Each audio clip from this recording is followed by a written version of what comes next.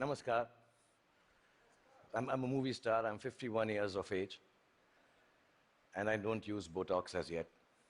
So I'm clean, but I do behave like you saw, like a 21-year-old in my movies.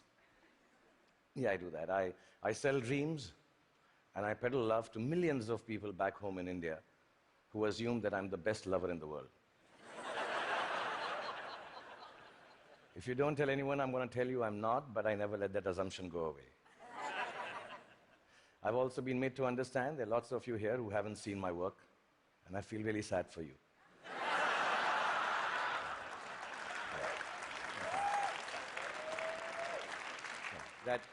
That doesn't take away from the fact that I'm completely self-obsessed, as a movie star should be.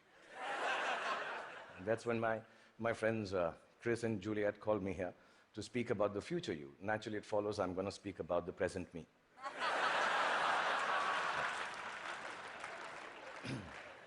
Because I truly believe that humanity is a lot like me.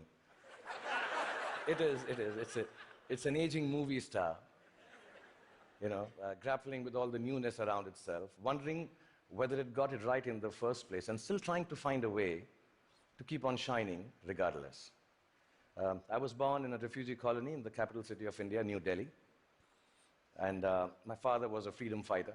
My mother was, well, just a fighter like mothers are.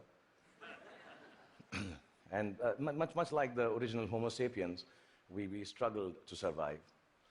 When I was in my early 20s, I lost both my parents, which I must admit seems a bit careless of me now.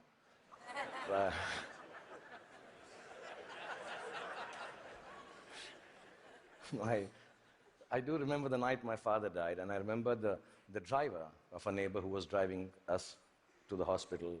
He mumbled something about dead people don't tip so well and walk away into the dark. And I was only 14 then, and I put my father's dead body in the back seat of the car. And my mother besides me, I started driving back from the hospital to the house. And in the middle of a quiet crying, my mother looked at me and she said, "Son, when did you learn to drive?" And I thought about it and realized, and I said to my mom, "Just now, Mom." So from that night onwards, much akin to humanity in its adolescence, I learned the crude tools of survival.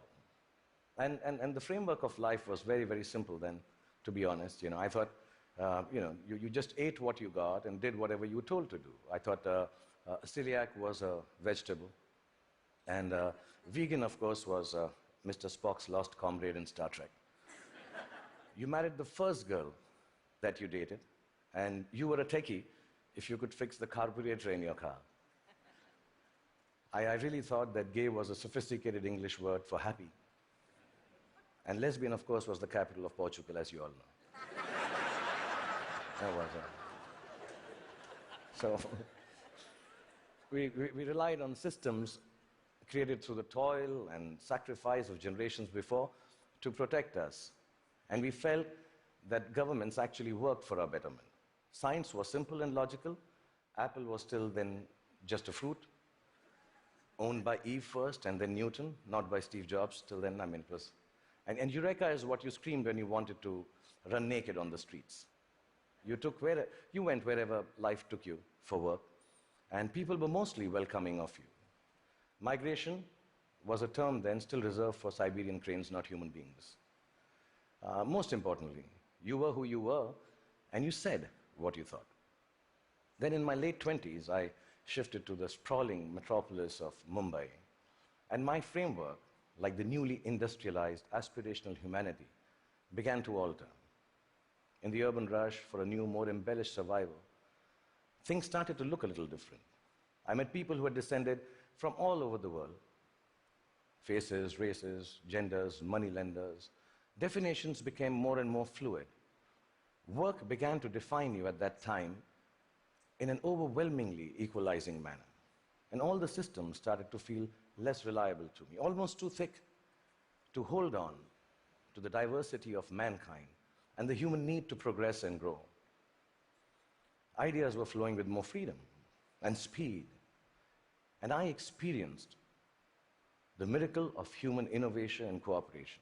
And my own creativity, when supported by the resourcefulness of this collective endeavor, catapulted me into superstardom.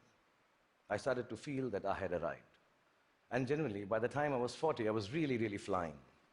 I was all over the place. I'd done 50 films by then and 200 songs. And I'd been knighted by the Malaysians. I'd been given the highest civil honor by the French government, the title of which, for the life of me, I can't pronounce even till now. So I'm sorry, France, and thank you, France, for doing that. But